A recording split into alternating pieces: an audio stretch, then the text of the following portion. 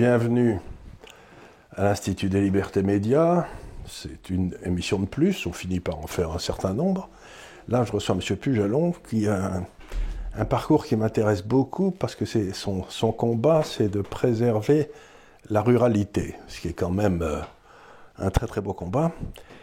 Et vous y êtes depuis 25 ans, d'après ce que j'ai cru comprendre. Vous vous battez avec beaucoup de volonté. Et je voudrais que vous vous présentiez un petit peu pour que nos spectateurs comprennent un petit peu pour qui vous êtes et pourquoi vous le faites. Alors d'abord, je suis un Girondin. Ça peut aussi expliquer les choses. Je ne suis pas très jacobin, mais j'habite en Gironde, sur les bords de la Dordogne, à Cubzac-les-Ponts. Alors pour les anciens, Cubzac-les-Ponts a fait partie d'une chanson célèbre de Carlos qui parlait des bouchons de Cubzac-les-Ponts, parce qu'à l'époque, il n'y avait qu'un seul pont pour franchir la Dordogne, et tous les gens qui partaient en vacances, ils se retrouvaient dans un entonnoir. Aujourd'hui, il y a 4 ponts. Et ça suffit pas. Et puis j'habite à côté du château des Quatre-Fils-Aymon et j'habite la rue Cheval-Bayard. Donc c'était prédestiné pour être un chevalier blanc de la ruralité. Handicaps, là, Bayard, les 4 frères Aymon, vous remontez dans l'histoire de France là. Oui, et puis d'une manière, quand on aime la France et son histoire et qu'on aime les gens comme je le suis, on a envie de s'impliquer. Alors parfois ça dépasse même tout l'entendement possible, parce que Dieu sait qu'il y a des problèmes dans le milieu rural, mais cet esprit de la ruralité, l'éducation que j'ai reçue, cette éducation rurale qui faisait que, comme mon grand-père me disait, il faut semer pour récolter. Une fois que tu as récolté, tu as du plaisir, parce que ça vient de toi.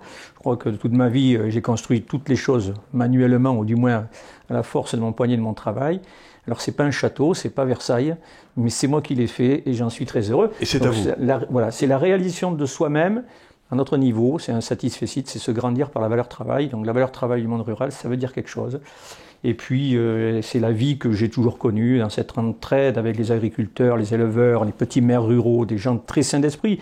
Et la politique a toujours fait partie de la ruralité, qu'on soit de droite ou de gauche, mais on se retrouvait autour d'un repas. Il n'y avait pas ces façons très clivantes et qui perdent un peu. La politique de la ruralité, la politique et la ruralité, ou je dirais presque envie de dire que la politique a commencé avec la ruralité, parce qu'elle a souvent commencé au niveau de la paroisse. C'est-à-dire du feu, quoi, d'un certain nombre de feux. Et puis, bon, c'était une façon, dans le fond, de commencer à s'impliquer dans les affaires de la société. De la société. Oui, donc, c'était la communauté. La communauté, c'était la paroisse, c'était la première étape de la politique, quoi. C'était la commune, le maire, enfin, c'était... Non, mais je suis d'accord avec vous à 100%. On peut descendre encore plus bas, ce qui rendait la justice sous le chêne. Je trouvais qu'on avait, on ne peut pas dire qu'on n'a pas trouvé mieux, mais pas loin. C'est que l'homme juste savait définir... là où il y avait besoin de sanctionner ou pas, mais il le faisait toujours avec justesse, ce qui manque un peu dans notre société parfois. Et le docteur aimait bien soigner les gens, il n'avait pas forcément 20 sur 20, mais c'était un humaniste, il aimait les hommes et les soigner. On ne dira pas ça tous les jours aujourd'hui. Non, et puisque il manque un peu de bon sens. Voilà. Mais c'est sans doute aussi parce que... autrefois, il rendait la justice en fonction de quelques grands principes, si vous voulez, qui étaient grosso modo, alors en faisant simple, les 10 commandements, quoi. Il n'y avait pas un nombre de textes énorme. Il n'y avait pas une pléthore. Tandis que maintenant, vous avez, par exemple, le Code du travail, vous avez 3500, 4000 pages. Comment voulez-vous... C'est un problème. Comment voulez-vous... Une charte, il ne retrouvait pas ses types. Donc, ça dépend de l'affect du juge, plus que n'importe quoi. Donc, vous êtes, si j'ose dire, un ancien Français. Oui, alors d'ailleurs c'est souvent un cas de conscience pour moi, parce que on vous explique que vous êtes un nostalgique. Alors je me dis, je suis pas encore tout à fait vos cheveux blancs, mais ils arrivent. Mais on m'explique en gros qu'on devient des vieux nostalgiques, qu'on est stupide, que ce qu'on vit aujourd'hui est encore mieux qu'hier, etc. Alors on n'a probablement pas les mêmes valeurs, mais je sens qu'on est nombreux dans nos générations à penser que quand même les valeurs humaines, la société telle qu'elle l'était, et même s'il n'y avait pas tout ce que l'on a aujourd'hui en informatique, etc., il était quand même beaucoup plus sain. Il y avait beaucoup plus cette convivialité, ce vivre ensemble, du travail, tout le monde s'émancipait, alors qu'aujourd'hui c'est quand même beaucoup plus l'individualisme, des problématiques sociétaux qui passent par le tout juridique. On n'est plus capable de se parler, mais par contre de suite vous avez un avocat devant la maison parce que vous avez une poule qui chante, vous avez un coq, le chien qui a aboyé. Enfin, moi, j'ai gardé par habitude, mais c'est comme ça, c'est l'éducation rurale. Quand il arrive un voisin, un nouveau voisin, je viens lui dire toc toc, c'est moi le voisin, si tu as besoin d'une bétonnière, d'un outil ou n'importe quoi, tu sais que j'habite à côté, c'est avec grand plaisir. Il semble qu'on ressemble à des zombies, qu'ils ne sont pas habitués à ces choses-là, alors que c'est extrêmement simple. Il n'y a rien de besoin de demander à l'État. quand on est capable de donner des sourires et un peu de parole, ça coûte rien, mais ça peut construire une société tournée vers les autres.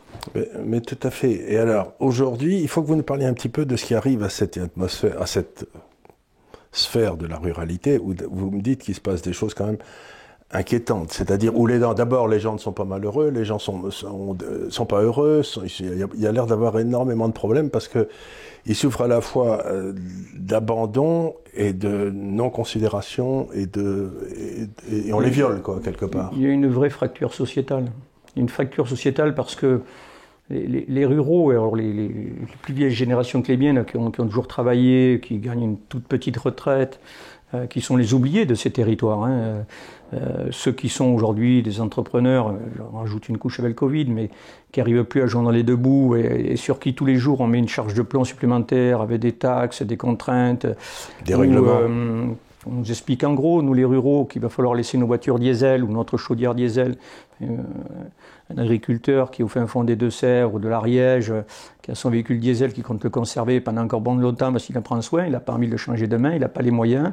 Et on lui explique que c'est lui le vilain pollueur, alors qu'il sait très bien qu'il y a les grands cargos qui passent sur l'océan pas très loin, qu'il y a les avions qui passent sur sa tête, qu'on pourrait même, entre guillemets, son bilan carbone à lui, il n'a rien à voir avec un politique de Paris qui prend l'avion tous les 4 matins, qui a pléthore de voitures, ou même que Nicolas Hulot avec toutes ses baraques et tous ses véhicules et ses bateaux.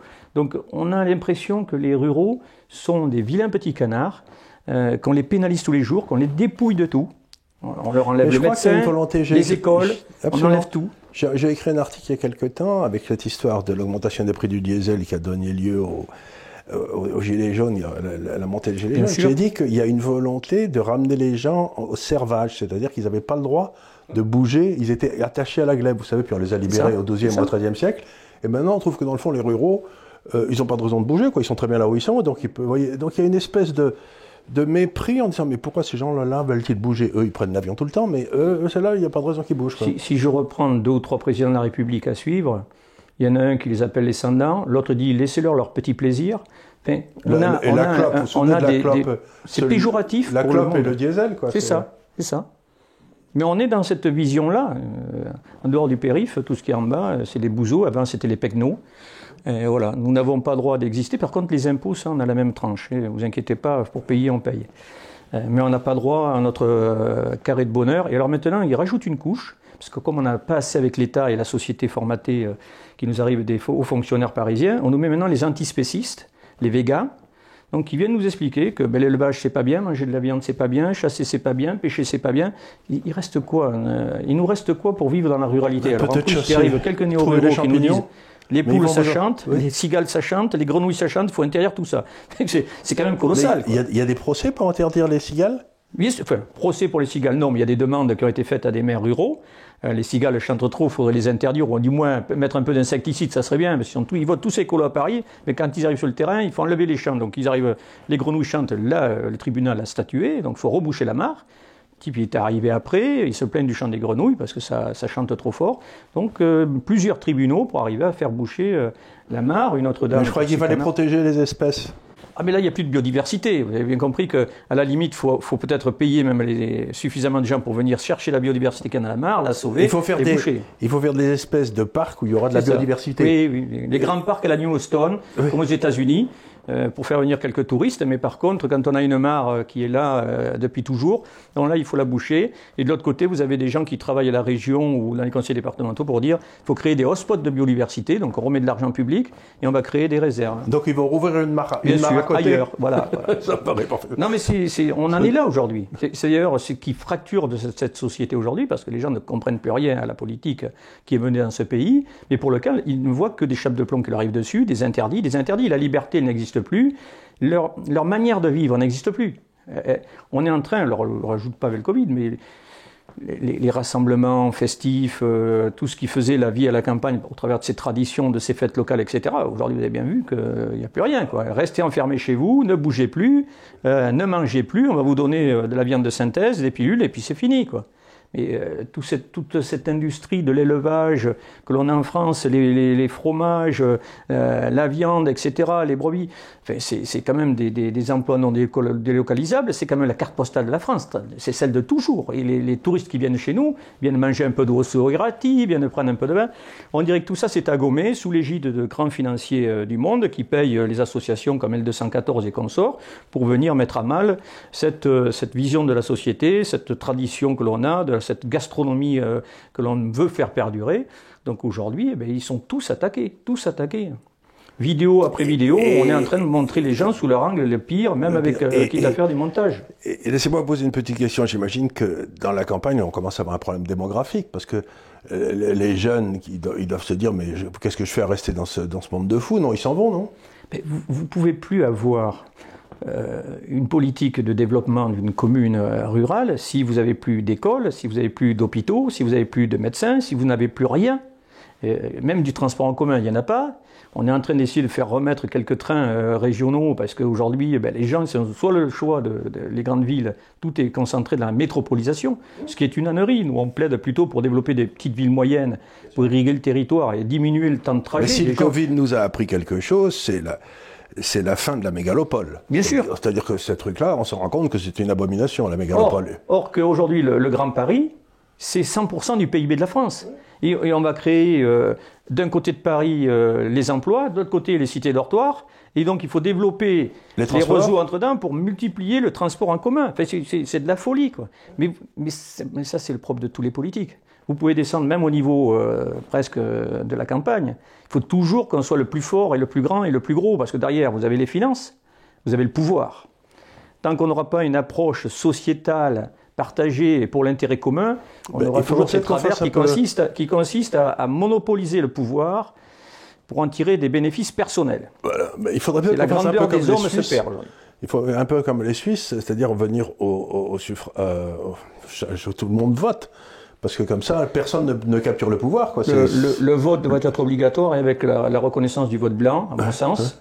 Il faut que tout le monde soit conscient qu'on est tous à notre place dans la société. Oui, mais en Suisse, par exemple, ils disent localement, est-ce qu'il faut augmenter le salaire des professeurs de l'école?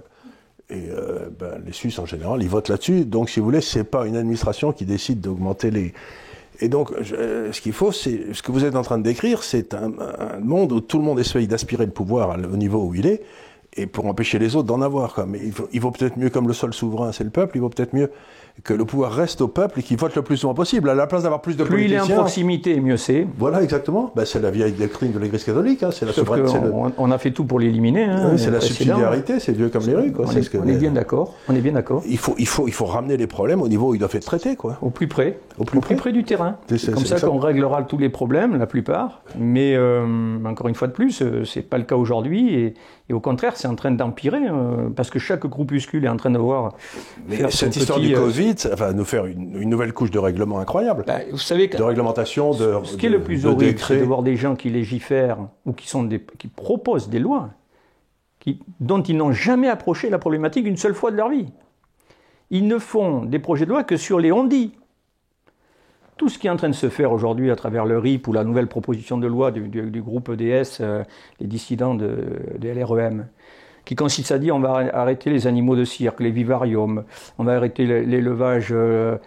Est-ce qu'ils ont été visités? Est-ce qu'ils savent de quoi ils parlent, pour certains? Non, on est en train de surfer sur une pente qui est aujourd'hui en train de prendre, c'est l'animalisme, l'antispécisme, et chacun fait sa prose là-dessus. On ne se rend pas compte qu'au bout du compte, ils n'ont jamais été voir un éleveur qui élève, moi les bergers pyrénéens ou ceux des alpages, que ce soit en Lozère ailleurs, qui sont soumis aux attaques de loups. Là. On l'a vu dernièrement avec la neige et ces pauvres brebis qui étaient pris, c'est les aléas climatiques, ils ont l'habitude, les bergers, de gérer ça.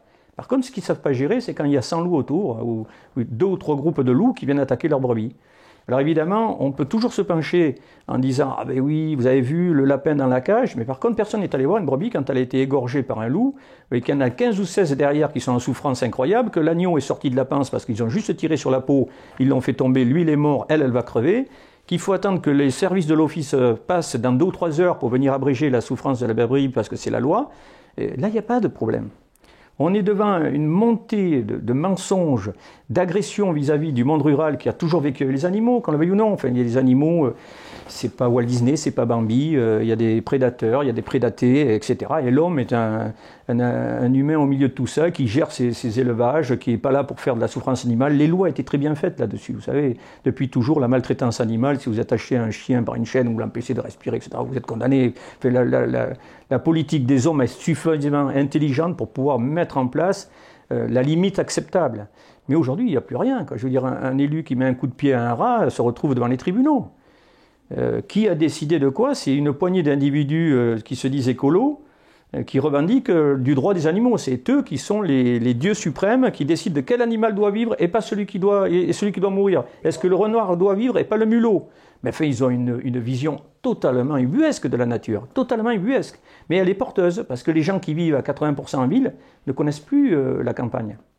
Ne savent plus ce que c'est qu'un lapin dans un clapier, le plaisir d'avoir nourri son lapin pendant des années. Moi, ma grand-mère, je soignais les lapins, je soignais les canards avec des orties, on coupait des orties, on parlait aux gens, ils disaient c'est quoi les orties avec du son? Ah oui, il n'y avait pas de grains, on mettait du son. Mais qu'est-ce que c'était bon, on avait 30 canards, on savait qu'ils allaient tôt ou tard passer moi j'ai connu ça. Du poulailler à l'assiette, mais que dans l'assiette c'était bon, et on respectait ces animaux, on les tuait proprement, mais c'était pas le Findus, c'était pas des produits divers et variés, et encore moins des cochons aussi, parce qu'un cochon qu'on élevait, c'était bien meilleur qu'un cochon. La fête du cochon tué sur le quartier par un professionnel qui venait avec sa mère, etc. Mais tout le quartier mangeait du cochon que monsieur avait élevé. Là, il y avait une soupe de boudin, il y avait de machin, prenait avec un petit peu de pâté. Il y avait du partage sociétal. Il y avait du partage. C'était une fête. Aujourd'hui, allez voir qui partage quoi. Les gens vont chercher à manger dans les poubelles, les restes des grandes surfaces, et vous partagez rien du tout parce que voilà. Et rien n'a de goût. C'est ça. Les plaisirs des vieilles variétés, les circuits courts. Moi qui suis un amoureux de la gastronomie, j'ai depuis 45 ans mes graines de tomates, des tomates qui arrivent de Sète, qui sont avec des saveurs incroyables. C'est une fête quotidienne, quoi. Pendant 2 mois, on mange des tomates. Je partage mes tomates avec les amis. Voilà, vous avez quelque chose. Quand vous avez un verger, quand vous avez un potager et tout, vous partagez toujours avec vos amis parce que quand ça commence à donner ce truc-là, il y en a beaucoup trop. Ou il y en a trop, ou il y en a pas assez. Mais ça, on s'en fout. Oui, c'est pas grave. C'est pas grave. Partager des saveurs et du plaisir de la table avec des produits sains de qualité. Écoutez, on n'a rien inventé de mieux. On n'a rien fait de mieux. Et ramasser à maturité. Parce qu'évidemment, quand vous voyez des fruits et légumes qui ressemblent à rien, ou c'est du béton sans saveur et sans goût, quel intérêt? Et je dis toujours aux gens, moi j'ai beaucoup lu les évangiles, je suis pas une grenouille de bénitier du tout, mais je suis passionné par les évangiles. Et les évangiles, le Christ passe son temps à table à bouffer et à boire. Je ne sais pas si vous avez remarqué, c'est apparemment le partage, comme vous le dites vous-même, ça se fait beaucoup à table, quoi. Mais on ne peut pas renier ce que nous sommes. Non. Le partage construit l'humanité, et prendre du plaisir au travers de ce qu'on peut avoir entre les fruits, les légumes, les animaux, on n'a rien inventé de mieux. Et morphologiquement, et je parle pour la santé, quand on mange avec plaisir des choses bonnes, il n'y a rien de tel pour être en bonne santé. C'est le truc, vous savez, du chef d'Astérix, ça. Il disait toujours... Moi, mon Astérix, c'était mon grand-père. De bons produits ne peuvent pas faire de mal, quoi. Mon grand-père avait sa vigne, son verger, son jardin. Tout ça s'était fait en autarcie et il a vécu jusqu'à 86 ans. Il a fait une embolie pulmonaire, mais croyez-moi, il a profité de la vie. Écoutez-moi, c'était avant, on a beau me dire, la nostalgie, mais quand même, malgré les problèmes de la médecine... Ce qui est amusant, c'est que le Covid, quand même, ramène cette nostalgie. Là, beaucoup de gens disent, il faut qu'on retourne vers des circuits courts, il faut qu'on retourne vers une agriculture plus proche, etc. Donc, quelque part... c'est un mal pour un bien. Non, je dis pas que c'est un mal pour un bien, mais ça risque de casser beaucoup les circuits longs. Vous savez, les cerises qui arrivent du Chili, J'avais été interpellé pendant les premiers mois du Covid, où les médias, évidemment, les gens se tournaient vers les circuits courts pour aller chercher leurs denrées. Et on m'avait dit, vous avez vu, il y a un changement de la société. J'ai dit, je ne crains que ce ne soit qu'éphémère. Et beaucoup disaient non, ça sera long terme. Je ne vais pas vous dire que tout, c'est complètement effondré. Mais les gens sont vite revenus au moins cher, grande surface. Le pire là-dedans, c'est qu'on importe des produits qui arrivent du Maghreb et d'ailleurs, qui sont soumis à des traitements qui sont bien en dessous de la qualité que l'on fait en France. Mais pour des questions de prix et de grande surface, les grandes surfaces ont fait du simulacre. Ils ont rendu service un petit peu pendant quelques temps aux producteurs locaux, mais on retombe dans les vieux travers là. Et les consommateurs idem. Bon, je pense que ça manque encore. Quand on voit des politiques qui sont faites au travers de l'éducation nationale. Je me rappelle, l'éducation nationale, on nous expliquait qu'il y a une grande journée, manger des pommes. Et donc on offrait une pomme à tous les gamins à l'école pour qu'ils mangent une pomme. Et j'avais dit au ministre en question, est-ce que vous l'avez goûté, vous, la pomme? Est-ce qu'elle est goûtée moins bonne? Je ne sais pas. Est-ce que vous avez un retour des gamins quand ils l'ont mangé, est-ce qu'ils vous ont dit s'ils l'avaient trouvé bonne? Je ne sais pas. Et on n'évalue pas la politique, sauf que si c'est certaines pommes que moi je vois dans les grandes surfaces, je ne vois pas où est le plaisir. Hein. Franchement, si c'est offrir à des gamins quelque chose qui n'a aucun goût, aucune saveur, ils vont revenir à des produits divers et variés que je ne prononcerai même pas. Voilà. Donc aujourd'hui, on doit initier, enfin moi, mon mouvement de la ruralité, il est là pour initier cette politique des circuits courts avec des produits de vieille variété. Écoutez, j'ai eu la chance de passer toutes mes vacances à Perpignan, à Argelès-sur-Mer, dans le berceau du soleil et des cigales. Un peu de vent. Alors il y en avait un peu moins à mon époque. Il a augmenté, il y avait la Tramontane et le Mistral, mais quand même pas comme ça. Mais ceci dit, j'ai connu dans les années 75-76 les arrachages massifs de toutes les vieilles variétés de nectarines, pêches, etc. C'était pas bon pour l'export. Alors que les anciens avaient mis des variétés avec des valeurs gustatives. Je veux dire, quand vous mettiez une pêche jaune ou blanche, peu importe d'ailleurs, hein, c'était un bouquet de saveurs et de sucre, c'est incroyable. Pareil. Et on a arraché tout ça. Donc les propriétaires ont gardé quelques-uns pour leur bonheur personnel, et on a vendu des choses qui ressemblent à rien. Mais ça, c'est un petit peu, moi je vais très souvent aux États-Unis. Aux États-Unis, les fruits sont superbes. Et quand vous les regardez comme ça, la viande est superbe, mais ça n'a aucun goût. C'est ça. Mais les responsables des rayons des grandes surfaces vous disent, oui, mais vous voyez, si on met des trucs qui ne sont pas beaux, qui ont du goût, mais qu'on met des trucs super beaux et qui sont dégueulasses, ils préfèrent les super beaux dégueulasses. J'arrive pas à le croire. Ben oui, mais parce qu'il faut refaire toute l'éducation. Alors oui, donc ça c'est votre mouvement qui a pris la suite de chasse, pêche et tradition, ou quelque chose comme ça, qui était un petit peu le même, cette défense de la ruralité, cette oui, défense parce que de la vie. le nom était clivant, mais en réalité on s'est aperçu que dans les années 2000, quand on a créé ce mouvement était en 89, et vous voyez, sur les directives européennes, puis ensuite il y a eu une montée en puissance avec l'arrivée de Dominique Voynet, ma mère, au Parlement qui traitait tous les chasseurs d'alcoolos, de vilains. Enfin, mon grand-père, c'était quelqu'un d'exemplaire, donc j'étais révolté d'entendre ça à l'Assemblée nationale. Donc c'est ce qui m'a mis d'ailleurs en politique de suite. Mais ce mouvement a de suite ensuite parlé de la ruralité, c'est-à-dire qu'on était de suite sur l'aménagement du territoire, pourquoi il n'y avait pas de téléphonie, pourquoi on commençait à voir disparaître les écoles, etc.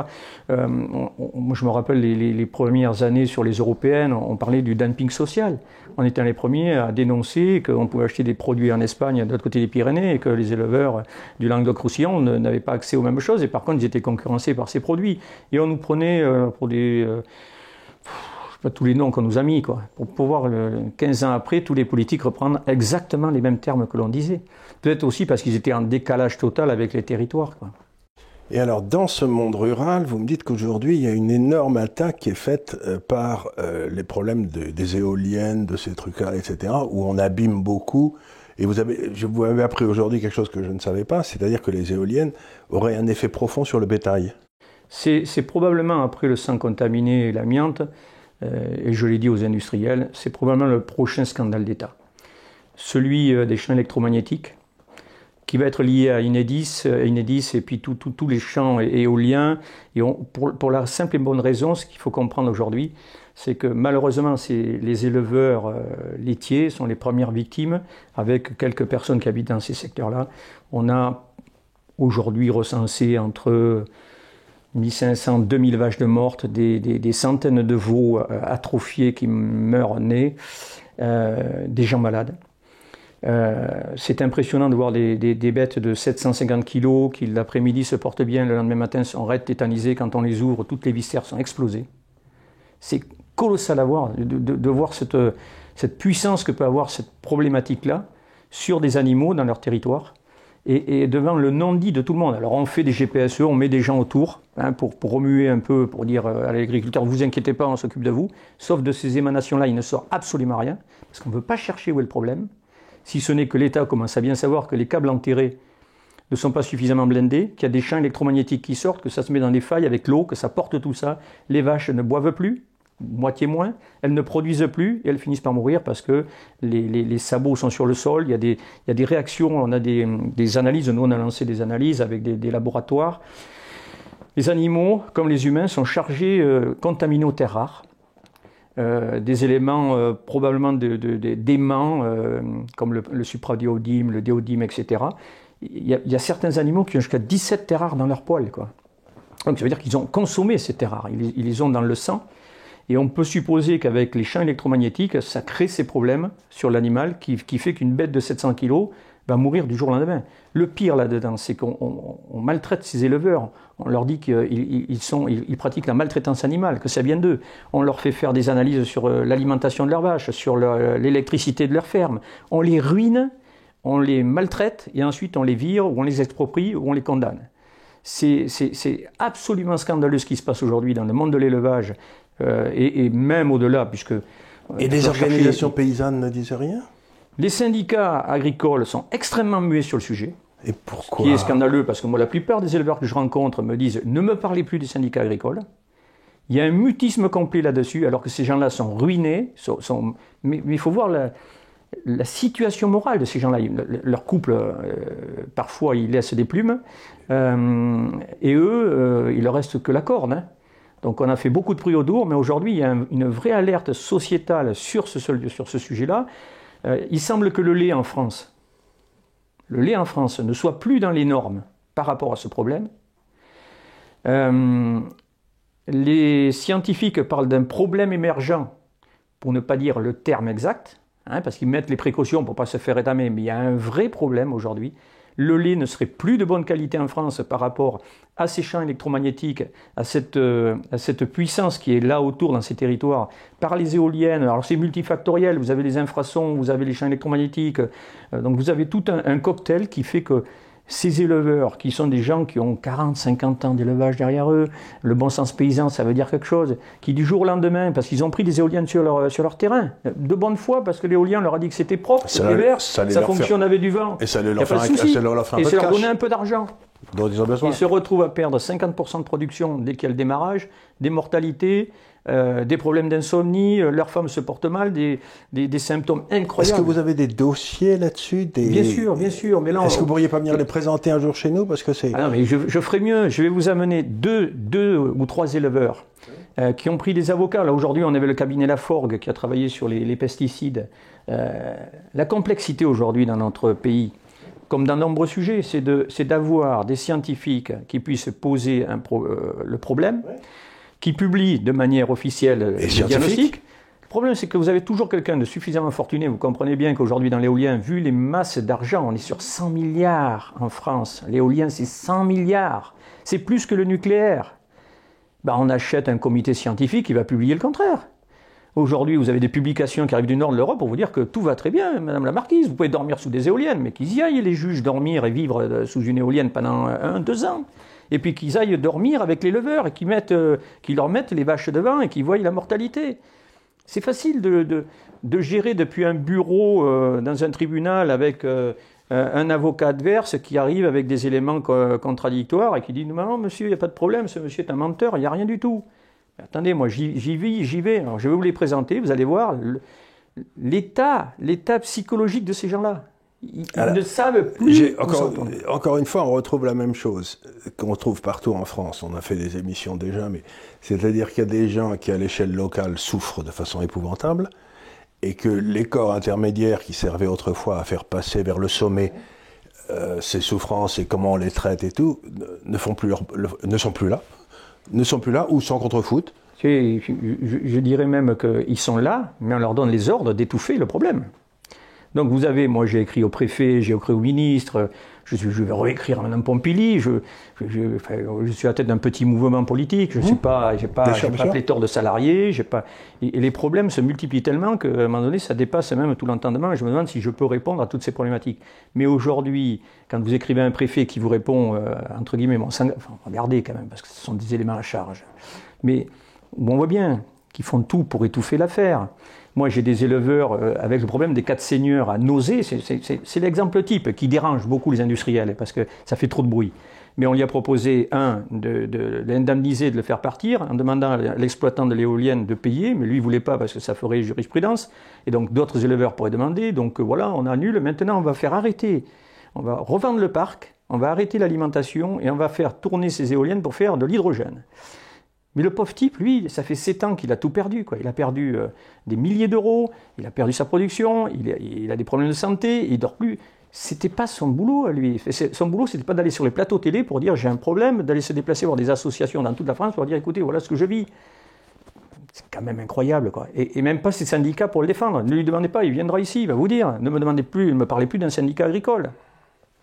Ah, donc, c'est vraiment où qu'on a. Vous vous souvenez qu'on avait fait ces quelques, on avait parlé, on appelait des paysans, un type qui essayait d'empêcher la fermeture d'un hôpital, etc. Il y a une espèce de surdité entre le monde qui souffre et le monde qui prend des décisions. L'information, on a l'impression, ne passe plus. Ils sont devenus, je sais pas, ils sont autistes. Si encore, moi, j'ai rien contre les autistes. Si on mettait un peu de bon sens, les gens pourraient comprendre, les citoyens peuvent comprendre. On s'est trompé, par exemple, si on met un câble avec un blindage comme ça, mais si on le double, on le triple, et qu'il n'y a plus de problème. Je veux dire, il n'y a pas de problème. Oui. Sauf qu'on ne prend pas de cette manière-là. On vous explique, attendez, il n'y a pas de problème, vous êtes un menteur, prouvez que ce n'est pas vous. Ensuite, quand il a tout fait, dépensé son argent et tout, on lui dit, attendez, oui, mais vous comprenez, on va voir si on ne peut pas vous exproprier. Et on fait tout pour étouffer l'affaire ou pour virer le type du coin. Comme ça, on essaie de gagner 1 an, 2 ans, 3 ans, 10 ans. Et en attendant, le problème, il est en train de dépasser ce cas-là. C'est qu'on va avoir un problème de santé majeur en France, où ce sont des associations, et c'est le malheur dans ce pays, c'est que ce sont des associations citoyennes qui font exploser les bulles, qui sont des lanceurs d'alerte sur certains sujets, qui ont fait, entre guillemets, progresser la loi, parce qu'ils ont dépassé à un moment donné la crédibilité. Ce qui aurait dû être du travail du parlementaire, du député ou du sénateur. Ou du conseiller général, ou le gars qui est là. Je veux dire, quand on monte dans un sommet, les deux assemblées, elles sont là pour ça. Oui. Les commissions d'enquête, celle de Aubert sur l'éolien, elle sert à quoi aujourd'hui? Il a fait venir tout ce qui existait. On a vu des scientifiques. On a prouvé, entre guillemets, que, l'éolien, ça ne sert à rien pour le réchauffement climatique, que ça va coûter une fortune à la France, qu'il y a des problèmes derrière. Et on en fait quoi du rapport? On fait plus d'éoliennes. Il n'y a rien qui se passe, on en fait encore plus, voilà. Et on laisse ces pauvres gens crever, on laisse les problèmes sanitaires se développer, et on nous prend pour des menteurs. Donc à un moment donné, je comprends que les gens soient dégoûtés de la politique, et que les responsables disent, voilà, on fait quoi? Alors justement, bonne question, on fait quoi? Vous qui êtes, j'y crois le président d'un petit...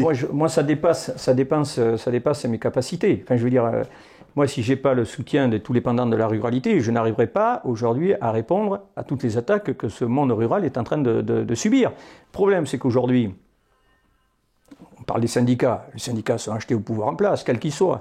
On finance les syndicats, je ne les vois pas se mettre... Ils réagissent au cas par cas, mais ça ressemble à rien, quoi. Je veux dire, à un moment donné, si les agriculteurs, les éleveurs, les chasseurs, les pêcheurs, les maires ruraux, si tout le monde se mettait dans la danse, on expliquerait que la loi NOTRe, c'est une vaste fumisterie, qu'on a enlevé les moyens aux maires de gérer leur commune, qu'on a voulu faire disparaître des petites communes, où le type, il ne coûtait rien, mais il était un vrai administrateur de sa commune, un lien de proximité. Il était là, il ne coûtait rien. Non, grossissez, supprimez ces communes qu'on ne veut plus voir. C'est une ânerie incroyable. La France des petites communes, c'est la vraie véritable France du bon sens. Mais non, alors... Moi, écoutez, j'essaie de... Et puis c'était très bien, parce que moi, j'ai vécu dans une partie de la France, si vous voulez, du côté de Nîmes et tout, quand j'étais enfant. Bon, il y avait des villages qui étaient à 3 ou 4 kilomètres, et on savait que le village d'à côté, c'était des gros cons et qu'on allait leur taper sur la tête. Mais on les aimait bien, quand même. Ça crée des mouvements amusants. Mais il y avait enfin, moi, je dis encore une fois, mais une commune qui est de droite, une commune qui est de gauche, et l'autre qui est sans étiquette, vous ne dites pas qu'ils ne peuvent pas mutualiser pour un tracteur, tout le monde sait faire. Tout le monde sait faire. Écoutez, on peut faire de la politique, mais en étant un gestionnaire intelligent de la société. Là, on nous explique tout et n'importe quoi, mais ça ressemble à rien. On a multiplié des pays, des communautés de communes, etc. Donc, on a multiplié les réunions. On n'est pas mieux. Par contre, là, il y a des financements qui arrivent en plus grand nombre, hein, parce que vous savez, quand vous êtes élu à tel ou tel poste, mais il y a aussi quelque chose qui se passe, que je vois très bien, c'est que ça crée des positions... un peu partout dans l'échelle hiérarchique, sans que jamais il y ait la moindre responsabilité, puisqu'ils n'ont pas élu.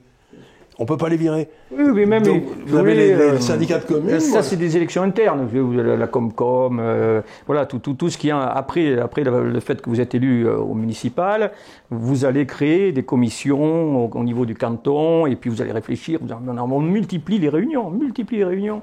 Alors, elles sont drivées souvent par l'étiquette politique dominante du secteur, et puis on a multiplié ces réunions, mais pour à la fin, voir ce qui se passe sur les territoires ruraux, excusez-moi, c'est la désertification totale, c'est l'absence de services publics, c'est une vision à long terme, où ce que vous disiez tout à l'heure sur la chape de plomb du Code du travail, etc. Moi j'ai des patrons d'entreprises, de PME, 10, 15, 20 salariés, qui me disent « Mon fils, je ne voudrais pas qu'il reprenne.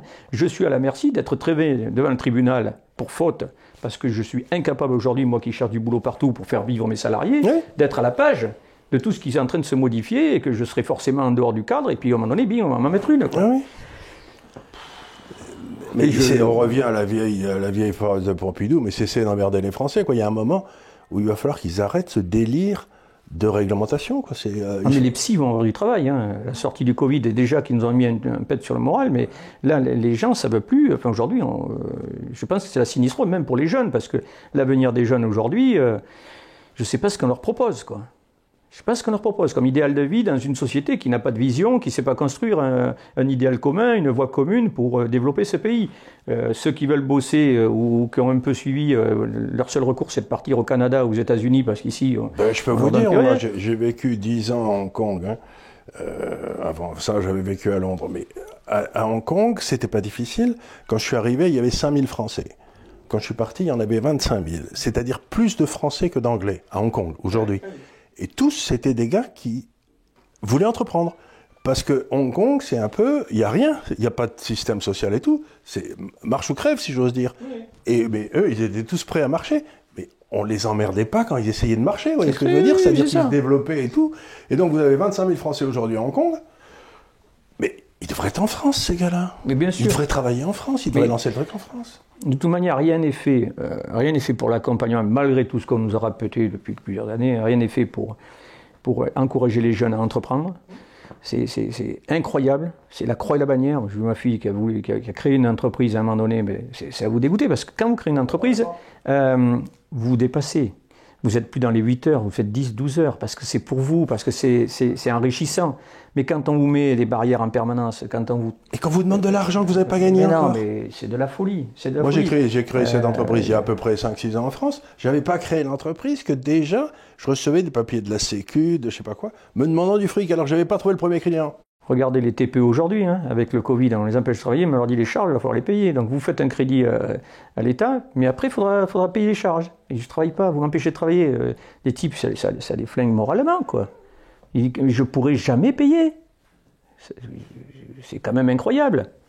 Alors les grandes sociétés, il n'y a pas de souci, mais tout notre tissu de PME, TPE, ça, il faut flinguer, quoi. On va flinguer tout ça. Mais on est en train de le flinguer. D'ailleurs, on a fait quelques émissions là-dessus. Et a priori, c'est assumé, hein. Bercy assume tout ça, quoi. Mais qu'est-ce qu'ils cherchent? Je sais pas, ils font ça. Moi, je serais tenté de dire qu'ils devraient faire attention, parce que, vous voyez, je viens de prendre le taxi à Paris. Un jeune issu de l'immigration qui a 40 ans, travailleur dans son taxi, chaque fois que je monte à Paris, c'est juste pour prendre... J'ai plus 15 ans, j'ai jamais vu un taxi ou une type avec qui je discute dans la rue qui me dit putain, la France c'est beau, tout va bien. À chaque fois, j'ai une couche de plus. Là, ce coup-ci, il m'a dit, écoutez, moi, tous les gens que je vois, on m'a dit, ça va péter. Mais attendez, ça va pas péter comme les gilets jaunes, ça va péter. Il me dit, mais je n'en peux plus. Regardez-nous, taxi, on nous a foutu Uber, machin et tout, on peut même pas travailler. Tous les gens, il n'y a plus personne dans Paris, les rues sont vides. Il n'y a plus un tourisme. On va crever, les restaurants ferment, tout. Enfin, c'est quoi? Et ils veulent leur mettre une couche, alors qu'il n'y a plus personne qui meurt. Et puis après, on voit les autres qui se chamaillent entre le docteur machin et le docteur Raoult, l'autre qui nous dit qu'il faut mettre le masque, il ne faut pas le mettre, les gens ne croient plus en rien, quoi. C'est ça le vrai problème, c'est qu'il y avait encore un truc dans lequel les gens croyaient un petit peu, c'était la science et la médecine. Ah non, c'est fini. Et maintenant, on se dit, mais c'est des fous aussi. Vous la ramenez à la même histoire de mes éoliennes, c'est la même chose. Hein. On prend des scientifiques qui sont capables de vous dire le contraire de la vérité, mais pour moins que ça paye, tout va bien. On a dans tous les pans de la société aujourd'hui. Et après, on vous parle Le complotisme. Ah oui, mais comment dire, les gars, comment voulez-vous que les gens ne parlent pas de complotisme quand il y a des choses qui crèvent les yeux et que, à la face du monde, on vient vous dire le masque, je ne sais pas le mettre et ça ne sert à rien. D'accord? Et après, un mois après, on me dit qu'il faut mettre le masque et c'est la seule barrière. C'est la seule barrière. Et vous savez contre quoi ça vous protège, le masque? Contre les amendes, quoi, c'est à peu près tout. Non, mais bon, on en est là, c'est structurel, mais on comprend pourquoi on est dans cet état-là aujourd'hui, avec 80% d'abstention sur une législative partielle. 82% de la population ne va plus voter parce qu'elle ne croit plus à rien. Mais pas, même aux législatives, au moment où le président actuel a été élu, au deuxième tour des législatives, il n'y a même pas eu 50% des Français qui ont été votés. Il y a eu, donc, une élection aussi importante que l'élection législative, il y a eu plus de 50% des Français qui y sont même pas allés. C'est-à-dire qu'on n'est plus du tout... Donc le gars élu, ou le parti élu, qui a dû faire 14 ou 15% des voix, il a 60% des sièges, et donc vous avez 14% de la population qui a 60% des sièges, et dans le fond, ces 14% vont prendre des mesures pour eux. Et donc ils ne s'occuperont pas du reste de la population, c'est ce qui se passe en ce moment. Forcément. C'est ce qui se passe en ce moment, donc on a un vrai problème de représentation démocratique. Tant qu'il y aura toujours 1% pour faire élire quelqu'un. Ben voilà. Tout va très bien. Tout va très bien. Sauf quand ça va bouillir un peu comme ça l'a eu fait pour le droit de chasse. Quoi. Voilà. Ben voilà, c'est ça. 1789. Et puis vous avez dans l'histoire de France un certain nombre de ce qu'on appelait autrefois les jacqueries, si vous voulez, où les paysans s'agaçaient, quoi. Vous savez, on ne doit pas être loin d'une jacquerie, là. Hein. Ça va revenir, parce que bon, on a connu des périodes très tendues, avec des voies de chemin de fer, des routes barrées, avec des agriculteurs extrêmement remontés. On en est à la veille aujourd'hui. Hein. C'est tellement aujourd'hui tous les pans, hein, les signaux sont vraiment tous allumés pour que ça explose. Et on nous en rajoute une couche tous les jours. Tous les jours. Ben, je vous donne un exemple. Moi, je suis président d'un club de rugby, le Biarritz Olympique. Vous savez, c'est là-bas, c'est dans le sud-ouest. Je ne sais pas si vous jouez au rugby, mais enfin. Oui. Oui, c'était. Bon, j'aime beaucoup le rugby dans la famille et tout, donc on fait tout ce qu'on peut pour l'aider. Mais vous avez par exemple à Bordeaux, l'Union Bordeaux-Bègles, ils ont un gros stade où il y a 30 000 personnes. Le préfet a décidé comme ça, tout seul comme un grand, qu'on pouvait en avoir que 1000. 1000, je sais. Et donc, en 3 mois, l'UBB est par terre. Bien sûr. Et c'était un des trucs qui soudait la communauté bordelaise. Qui démarrait super bien avec une super saison. Une super saison qui a été coupée malheureusement dans son élan, mais où il y avait une donc, émanation. Vous avez un type qui d'un seul coup décide comme ça, de sa sagesse, qui va permettre que 1000 gars, alors qu'il y a un stade de 30 000. Mais qui lui a donné le droit de faire ça?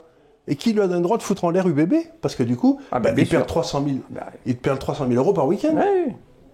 Mais je veux dire, on est dans un monde de fous, quoi. Ces hommes d'administration qui n'ont jamais pris aucun risque. Le parapluie, et empêcher les ministres qui ne donnent pas les consignes qu'il faut, ou qui pour entre guillemets, ça leur va très bien. Donc la préfète assume, elle prend des dispositions en disant, ben oui, allons-y, quoi.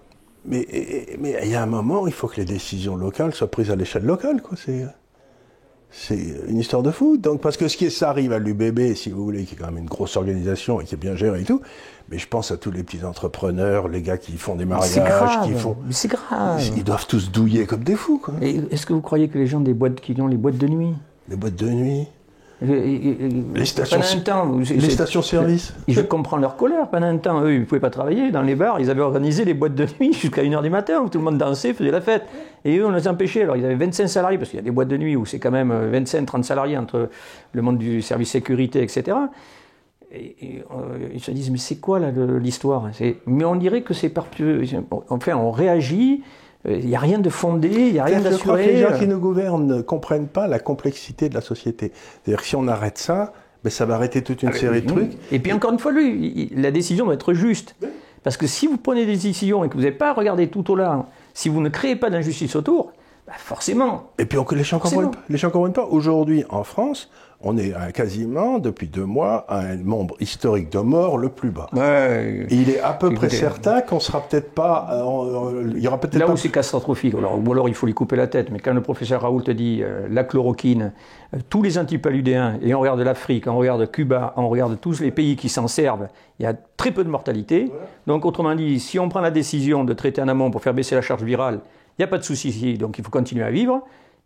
Ok, mais pourquoi c'est pas mis en place? Alors arrêtez de nous le prendre pour un fou furieux parce qu'il a les cheveux longs, alors qu'il a il a un passé qui est énorme là-dessus, et on nous prend des dispositions qui sont incroyables.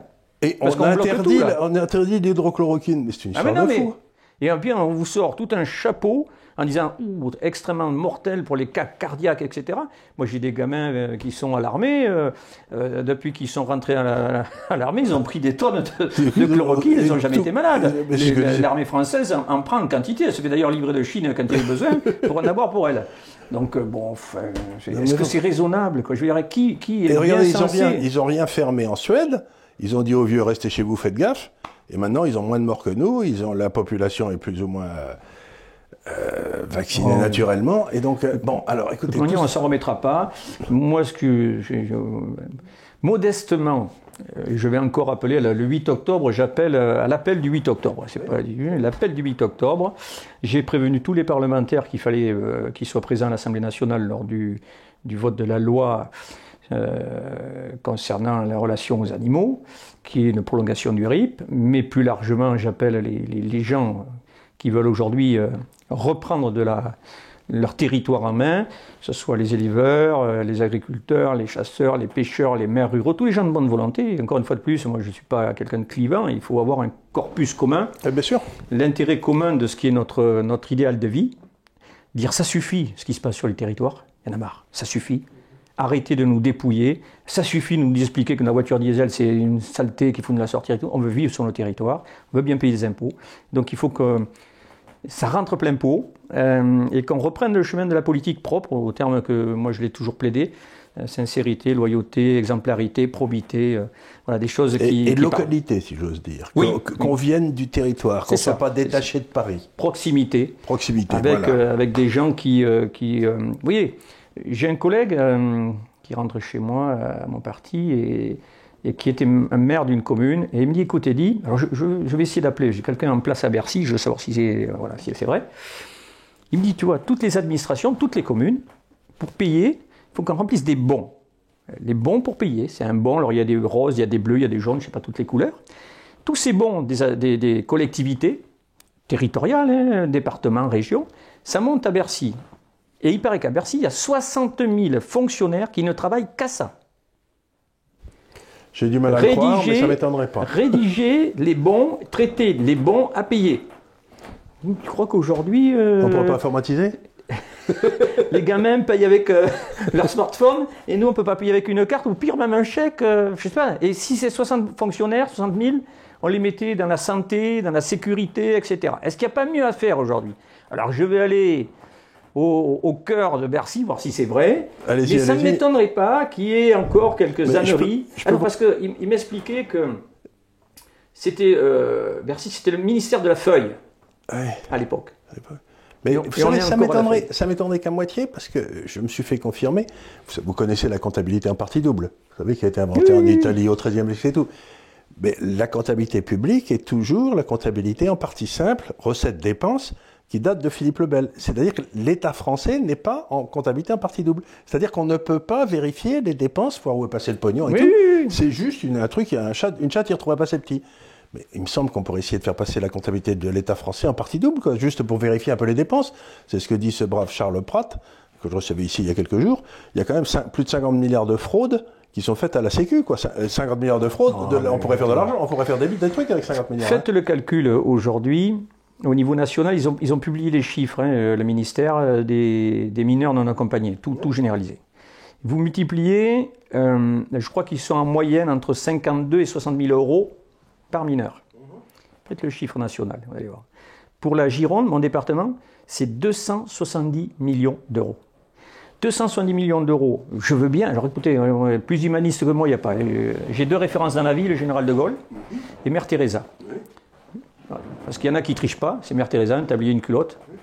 Par contre, ça a été dévoué pour l'humanité. Le général de Gaulle pour tout ce qu'il a fait et sa prise de position. Aujourd'hui, là, c'est 70 millions d'euros dépensés sur des MNA. Combien sont de vrais mineurs non accompagnés ils ont tous en souffrance? Et deuxièmement, qu'est-ce qu'ils vont faire en France? On leur fait une formation, ok, ils vont bosser, ils vont s'émanciper, bon, j'ai pas de problème là-dessus. Sauf qu'en même temps, quand je vais dans le Lot-et-Garonne ou ailleurs, les agriculteurs me disent on va chercher nos propres jeunes au Maroc, qu'on fait venir, qu'on garde pendant 1 an, voire pas plus, des fois 6 mois, parce qu'après, soit ils prennent leur papier, ils ne veulent plus travailler. Donc on bosse avec des gens qu'on fait venir, et tous ces gens qu'on prend sur le territoire, on en fait quoi après? On les libère dans la nature, et on voit des problématiques qui sont en train de monter à Paris, à Bordeaux, à Lyon. Bordeaux n'avait pas connu une explosion de l'insécurité à ce niveau-là. Absolument, mais ça vient. Coup de couteau, machette, coup de revolver en plein jour. Enfin, Monsieur Urmic, l'écologiste, il va avoir bien du travail, lui qui est un laxiste total pour un avocat, je ne sais pas comment il va s'en sortir, à part sauver un sapin de Noël. Mais je vous le dis, quoi. Aujourd'hui, il faut de l'ordre. Il faut de l'ordre et de l'émancipation, mais par la valeur de soi. On ne peut pas continuer à dépenser des fraudes sociales, etc., et demander à des gens qui travaillent dur, comme ces braves éleveurs, et leur dire, vous êtes des vilains petits canards, vous n'avez qu'à crever, parce qu'on vous a mis une éolienne. Je regrette. À un moment donné, il y a des gens qui bossent pour la nature. Pour entretenir des gens qui ne bossent pas. En plus, ce sont des gens qui, entre guillemets, avec l'élevage et les prairies, servent quand même au maintien de la biodiversité. Mais évidemment, parce que c'est des gens qui travaillent 265 jours sur 265. Qui veut s'occuper des vaches 265 jours sur 265? Qui, dans ce... Oui, 365, pardon. Qui, tous les jours, font 2 fois la traite et qui ne peuvent pas se permettre, sauf à trouver quelqu'un qui va les remplacer, les vaches n'attendent pas. C'est un travail conséquent. Ça, c'est bien, ça. Et ces gens-là, on les méprise. Vous parlez de l'ordre juste, mais où il est, quoi? Où il est? Donc il y a un vrai problème, et puis je vais vous dire... Moi, je le ressens partout. On a interviewé, il était là d'ailleurs, des gens dans le midi de la France, du côté d'Avignon, vous savez, à l'île sur la Sorgue et tout, qui me parlaient de leur monde de paysans et tout. C'était aussi effrayant. Mais écoutez, j'ai été très content de cette réunion, parce qu'il ne faut pas... Mais surtout, ce que je voudrais, c'est que, le cas échéant, vous nous ameniez un certain nombre, avec le dossier, avec le dossier médical, etc., qu'on essaye de monter... Alors ils vous emmèneront tout ça, parce que heureusement, à force de faire du bruit, le préfet a diligenté 1 ou 2 réunions, des enquêtes ensuite, ils sont passés à l'hôpital de Nantes, et donc diagnostiqués électrosensibles. Voyez. Mais derrière ça, ça s'arrête. Donc vous êtes électrosensible, mais débrouillez-vous avec. On peut rien faire pour vous. Voilà. Donc... ils vous raconteront, parce que c'est... Oui, parce que ça serait intéressant de les avoir, si vous voulez qu'ils nous expliquent un petit peu. Ils vous donneront leur dossier, et pour certains, ils vous porteront, et puis vous mettront les liens, mais ils ont filmé la mort atroce de leur veau. Parce qu'il faut le voir en train de souffrir, la bête, en train de mourir, d'avoir les viscères qui explosent. Et la maman qui est autour, sa mère à lui et sa femme, qui crient au désarroi, en disant « Mais pourquoi nous? Pourquoi ça ?»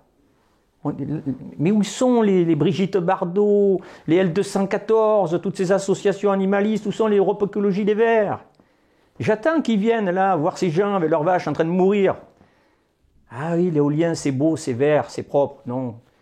Non seulement, c'est pas bon pour la planète. 2, c'est mauvais pour les animaux et pour les hommes. Alors quand ils verront et qu'ils changeront leur habitude, on est dans une politique incroyable. Ça consomme plus d'énergie que ça n'en produit, donc c'est en plus complètement idiot. Et on est obligé de doubler. Ouais. Donc, tous les pays qui se sont mis à l'éolien ont été obligés de garder soit la part de nucléaire, soit du charbon, soit du gaz. Parce que quand il n'y a pas de vent, ça ne produit pas. Comment on ne sait pas stocker? Expliquez-moi, quand il y a le blackout, comment on fait quand quelqu'un est sur la table d'opération, qu'on a besoin d'électricité pour faire fonctionner la planète? On fait tourner un truc à diesel. Mais on est à côté de la planète, ils marchent à côté de leur tombe, ces gens-là. Si on veut lutter contre le réchauffement, pour l'instant, je dis bien pour l'instant, c'est le nucléaire qui nous permet d'avoir une énergie décarbonée et pas chère. Mais bien sûr. Mais on va doubler. Et il vaut mieux investir l'argent dans la sécurité maximale sur nos centrales, plutôt que de dépenser de l'argent pour faire de l'écologie verdâtre, pour satisfaire à une attente politique. Je suis d'accord avec vous à 100%, mais je crains que nous n'ayons l'air de 2 vieux réactionnaires là-dessus. Vous voyez, c'est parce qu'on ne comprend pas. Parce que... la seule récompense, ou du moins satisfaction que j'ai, c'est que je peux me regarder dans une glace. Je suis propre de la tête aux pieds, et puis moi je peux le dire tranquillement, oui. Et que je suis fidèle à mes convictions, jusqu'à preuve du contraire, qu'on me prouve le contraire que j'ai tort, et je sais reconnaître mes torts. Donc... moi aussi, et ayant été dans les marchés financiers toute ma vie, je me suis trompé tellement souvent que ça n'a plus... On est bien d'accord. Ça ne me gêne pas beaucoup. Mais merci beaucoup, ça sera très intéressant. Et restez en contact avec Franck et avec nous, parce que je crois que cette histoire de vaches qui sont tuées par les éoliennes, c'est quand même un truc qui est... C'est un vrai scandale d'État, je vous le dis. C'est quelque chose qu'il va falloir poser. Ça fait 25 ans que je suis ça. Alors... Je ne sais pas si le dossier va sortir tel que je l'attendais. Pourquoi? Parce que le laboratoire TopSec est un laboratoire indépendant qui s'est mis au service des enfants de Sainte-Bazanne, donc les 10 ou 12 gamins atteints de cancer pédiatrique. Non pas qu'ils ont été elle a découvert ça, la dame. Elle est passée sur des plateaux télé, hein, encore dernièrement, puisqu'on vient d'en trouver un nouveau, là, du côté de, un peu plus loin, du côté de Nantes, qui a 4 ans. Et la dame, son gamin a un cancer pédiatrique, une leucémie, elle arrive à l'hôpital à Nantes, et puis voit une autre dame, elle dit « Ah oui, votre gamin aussi, il est malade ?» Eh bien oui, bon, elle lui dit « Ben oui, j'habite à tel endroit. »« Vous habitez à mon canton ?»« Ah oui, d'accord. Ben dis donc, bon courage. Hein. » La semaine d'après, ah bah oui, une autre. Elle habitait la commune d'à côté. Et il se retrouve, à un moment donné, elle dit, ben là, il y a quelque chose. 10 gamins dans le coin. Dont la plupart, quelques-uns qui étaient à la même école maternelle. Sauf que sur l'école maternelle, alors les géobiologues qui sont venus, il y avait 4 ou 5 failles dessus, donc des champs électromagnétiques partout, etc. Donc elles ont créé une association, elles se sont demandées. Moi, j'étais effaré de voir ça. Et elles ont été obligées de se mettre en assaut entre les mamans pour essayer de comprendre ce qui était arrivé à leurs gamins, pourquoi leurs gamins avaient un cancer, etc., etc. Je remonte dans le temps et j'ai des gens qui m'appellent, et un jour, un chasseur que je connais du Pas-de-Calais me laisse un message, il me dit « Eddy, je suis perfectible », il me dit c'est comment qu'il m'écrit, Eddy, tu n'as pas parlé à l'interlocuteur d'Asperger. Alors moi je lis Asperger. Asperger, oui. C'était Asperger, quoi. Et je dis, mais de quoi tu me parles? Il me dit, la maladie d'Asperger. C'est une forme d'autisme, oui. Ouais. Il me dit, mon fils, il a la maladie d'Asperger. Et il me dit, écoute, une fois, je vais à Dunkerque. Mon fils adore la nature. C'est une règle de tous ces enfants-là, ils adorent être dans la nature. Et il me dit, il allait à la pêche, il amène à la pêche avec mon père. En bateau, il adore être sur le bateau, en mer et tout.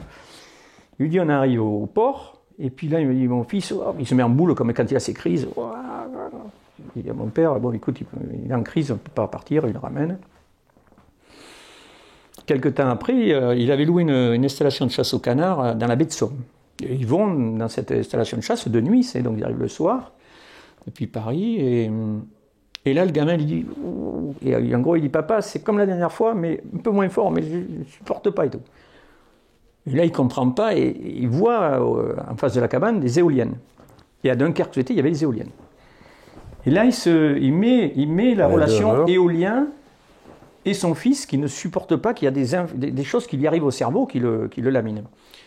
Et il se renseigne, il y avait un collectif de femmes qui avait déjà monté, qui avait écrit à Ségolène Royal à l'époque où elle était ministre de l'Environnement, qui justement s'était rendu compte que leurs enfants proches des éoliennes souffraient incroyablement, que les centres d'accueil ne pouvaient plus aller promener leurs enfants en groupe dans la nature, là où il y avait des éoliennes. Alors quand vous allez au tribunal et quand vous dites qu'il n'y a pas de problème à les infrasons, que c'est de l'impression, mais un gamin autiste atteint de la maladie d'Asperger, il ne simule pas. Il ne simule pas. Et pourquoi il n'y a pas d'études de fait là-dessus? Mais c'est une des questions à laquelle il faudra qu'on réponde. Mais écoutez, je vous remercie beaucoup. Vous connaissez le chemin de nos bureaux, si j'ose dire. Et si vous avez besoin de ces locaux, j'en parlerai au monsieur, oui, j'en parlerai à l'avocat. À Franck et tout, parce que si vous voulez vous servir de ces locaux, vous êtes bien entendu le bienvenu. C'est gentil, c'est gentil. Vous avez peut-être besoin. Moi, ce que j'essaie de faire ici, si vous voulez, c'est qu'on a investi dans des locaux comme ça. Matériel. Et on le met à la disposition de ceux qui ont quelque chose à dire et qui n'intéressent personne. Vous voyez ce que je veux dire? C'est un peu ça. C'est intéressant, j'en ai des choses à dire. Hein. Vous en avez des choses à dire? À ce moment-là, c'est vous qui prenez la responsabilité de la mise sur orbite de tout ça. Mais ce que je veux dire par là, c'est que il y a beaucoup de gens qui ont beaucoup de choses à dire en France et ils ne réussissent pas à passer dans ces espèces de chape de plomb. Il y a le filtre, il y a le filtre avant. Il y a le filtre, et vous ne réussissez pas à passer. Donc comme on peut le faire, ben faisons-le. Alors il y aura des choses intéressantes, il y aura des choses qui sont moins intéressantes, mais ça fait rien. Non, généralement, il vaut mieux si on veut être intéressé, c'est de parler de choses intéressantes qui sont avérées, ou qui sont dans des, comme ils l'ont cité, dans des problèmes émergents, pour dire leurs termes à eux, mais qui sont gravissimes. Qui sont gravissimes, parce que rien de mal ne peut nous arriver si on peut parler. Tant qu'on peut parler, tout va bien. Un jour, je vous en ferai une. On peut la faire, on programmera. Allez. Je rencontre un maire rural qui est devenu commercial d'un procédé qui s'appelle le Kit Ecopra. C'est une boîte française qui est dans le Rhône-Alpes. Elle a inventé, enfin, c'est pas qu'elle a inventé, elle a remis au goût du jour le procédé du moteur Patton, qui date de Mathusalem. que les Chinois ont pris quand il est tombé dans la sphère publique, mais que les Chinois n'ont pas su faire pour une fois. Ils copient, mais ils ont été un peu nuls sur la... Eux l'ont mis en application sur uniquement l'admission d'air. On prend un exemple simple, un bulldozer, il y a 30 ans, un pot d'échappement comme ça, qui émet des particules fines de partout, qui crache noir à plein vouloir. 25 minutes, le kit est monté, vous le démarrez, il n'y a plus d'émanation, et il économise 15 à 16% de carburant. Imaginez-vous, quand vous parlez à, je ne sais pas moi, les grands patrons du BTP, qui ont des centaines de milliers de pelles mécaniques, etc., un kit à 600 €, et c'est parti. Le type me dit, impossible, j'ai écrit à toutes les régions de France. Alors, la Martinique a ses bus avec ce kit. J'ai écrit toutes les régions, même Outre-mer et consorts. Il y a 2 pingouins qui m'ont répondu, les autres, au moins eux, ils m'ont répondu. Pour me raconter une connerie incroyable, c'est que quand je leur dis, il y a un kit sur le diesel, ils me répondent, oui, mais nous, on finance le kit bioéthanol. Mais c'est pas mon sujet, d'accord. Vous donnez 300 € pour monter un kit bioéthanol pour l'essence, d'accord. Moi, je vous parle d'un kit pour le carburant diesel. Qui, aujourd'hui, en France, peut répondre aux gilets jaunes avec un kit, vous donnez 300 € de la région, le type, ça lui coûte 300 €, une fois qu'il a monté, il ne pollue plus, et on lui fait baisser le prix à la pompe de 15%, parce que la réalité, c'est celle-là, baisse de 15%. Et vous croyez, les mecs, ils ferment les portes. Ils répondent, moi je dis au patron de la région, je dis, mais avant que vos bus et toute votre voiture, elle roule à l'électrique, moi je vous parle de factuel. Vous me dites, je mets tant de milliers d'euros, j'ai tant de voitures qui ont été converties, ça fait tant d'équivalent carbone. C'est hyper basique. Non, vous avez affaire à des gens qui... Non, et je suis obligé de ce type-là d'en faire monter, de faire la publicité. J'ai été à son garage, j'ai fait des vidéos, j'ai rencontré son patron, je l'ai mis en relation. Les bus des gamins, ils roulent tous au gasoil pour l'instant, sauf 1 ou 2. Ils ont, la flotte, c'est 30 bus, 40 bus. Ne me dites pas que la région ou le département ne peut pas payer. C'est sûr que non, mais ça c'est de la même chose qu'on trouve partout, si vous voulez, c'est-à-dire que... Alors il se met en colère, le type. Je lui dis, mais vous me répondez, monsieur le président, un circuit, il n'y a rien à voir. J'ai pas dit ça. Arrêtez de me prendre pour un abruti, je lui dis. Mais c'est incroyable. Oui, c'est ça, mais la façon dont je comprends, je vous dirai, et puis on va rester là, mais la façon dont j'ai l'impression que ça marche, c'est que ils sont tous dans des cages de règlement. C'est-à-dire que si vous restez bien dans votre cage de règlement, si vous faites ce que vous avez toujours fait, si vous avez bien rempli les appels d'offres, etc., il vous arrivera rien. Si vous prendre une initiative, même heureuse, et que ça ne marche pas, vous en prenez plein la gueule. Donc vous avez un système qui favorise la prise de risque. Et puis ils surfent sur la vague. Oui, oui. Ils sont toujours dans le politiquement correct du moment. Donc si on parle énergie verte, faisons de la voiture verte à l'hydrogène, peu importe si on cultive des choses qui ne sont pas bonnes, voilà, mais pourvu que ça soit le mot vert autour. Mais par contre, rendre le diesel non polluant, ça c'est pas vert. Voilà. Ce qui est idiot. Oui, bien sûr. C'est idiot. Mais c'est complètement idiot. Faire baisser la facture de 15% dessus, c'est idiot, c'est pas du social. Bon, d'accord, merci monsieur le président de la région de gauche. Et moi, je regrette. Je trouve que c'est extrêmement pertinent. Mais apparemment pas pour eux. C'est la même chose quand je vous ai parlé des stations d'épuration. Quand je me heurte depuis 5 ans, mais je fais avancer sur les perturbateurs endocriniens, les problèmes émergents, et qu'on me dit, on sait faire. Je dis, si vous savez faire, pourquoi vous ne faites pas ? 5 ans, alors on me dit, oui, il y a une start-up qui sait faire avec des corses de pain et tout, on peut tout traiter. Ah, mais fameux, mais faites. Mais pourquoi vous ne mettez pas là maintenant les bilans de toutes ces stations d'épuration qui relarguent en permanence ? Pourquoi on n'a pas une politique volontariste ? Alors, mais c'est pas... On me répond, ça c'est le propre de la France, je n'ai pas la main sur les stations d'épuration. Alors vous êtes en charge de la qualité de l'eau, en tant que président de la région, mais vous n'avez pas la main sur les stations d'épuration. Par contre, pour traiter les agriculteurs de pollueurs, parce qu'il y a des nitrates, ça on sait faire. Mais pour dire aux élus qui gèrent les stations d'épuration, vous êtes en train de tout polluer, de mettre à mal tous nos milieux halieutiques jusqu'à la mer, ça on ne dit rien. Mais tout ça, mais on en reparlera. En tout cas, allez, on va arrêter merci beaucoup, parce qu'on en a des choses à dire. Hein. Oui. Mais merci beaucoup. Et encore une fois, vous connaissez les lieux, et puis... Avec grand plaisir. Non, mais je prépare avec mes éleveurs. Oui. Vous allez voir, c'est... Moi, je suis passionné à cette idée. Ça, c'est très lourd. Moi, c'est... Le plus tu auras de documents, le mieux ça vaudra, parce que ce sera... Parce que essayer de comprendre pourquoi on ne réussit pas... Parce que bon, on traite ces gars-là d'illuminés, de non-scientifiques, d'énerver, etc. Mais s'il y a vraiment quelque chose, si les animaux en souffrent, les animaux, ils ne savent pas. Bien sûr. C'est bien sûr, je le dis, mais eux-mêmes le disent. Mais l'animal, il n'a pas lu qu'il y avait une éolienne dans le coin. Voilà. Ne prenez pas les gens pour des imbéciles. Mais si l'animal souffre, il n'y a aucune raison. Et il meurt. C'est qu'il souffre, mais il en meurt. Il en meurt. Parce que sur l'un, on est à 380 vaches de mortes. C'est pas 5. Sur l'autre, on est à 200. C'est pas rien. Non, mais si je fais tout le tour, vous dépassez les 2000 ou 3000 vaches. Parce que ils ne sont pas tous fédérés. Et puis certains ne sont pas en corrélation, puisque leur syndicat ne fait rien. Donc la parole ne circule pas. Ne circule pas. Eh bien, merci beaucoup.